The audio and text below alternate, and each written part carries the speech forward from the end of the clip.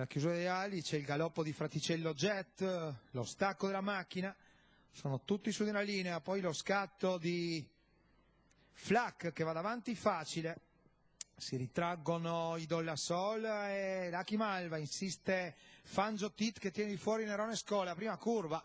con lotta per il comando dopo il 14-8 iniziale, viene addirittura in terza ruota, poi dal fondo Nelson ZS, corsa movimentatissima,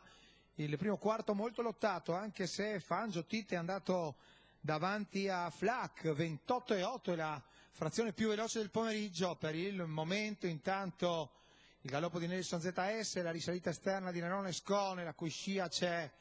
Lucky Malva, in corda Flack e i Dollasol, rallentamento relativo perché Fangio Tit davanti non prende in mano, 44,5 i 600, gruppo che si è ricompattato, viene via Nino De Gloria dal centro del gruppo, va a scurvare in quarta ruota l'allievo di René Legati. Intanto Salvatore Valentino prova a rallentare, se ne va il mezzo miglio di gara con Fangio Tit leader e con Nino De Gloria che viene in avanti, cerca di scavalcare Nerone Scolo, fa di gran bordata agli ultimi 700 di gara, frazione tranquilla in 32, adesso si arriva al chilometro, attorno al 17, Fangio Tit in vantaggio, Nino che cerca di andare ad agganciarlo, poi ancora in corda Flack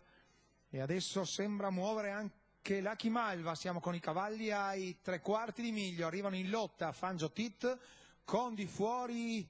Nino De Gloria, poi viene Lolita di Farnia in terza ruota,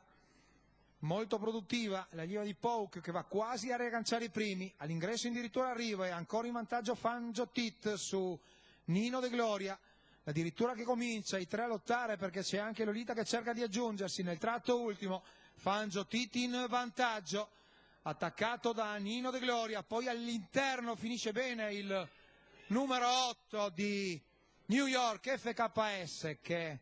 batte Jerry Pan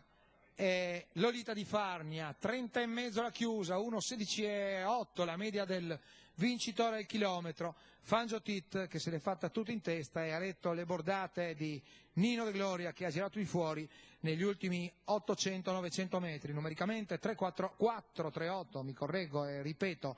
4-3-8 l'ordine d'arrivo della quinta, attendiamo ovviamente la conferma ufficiale.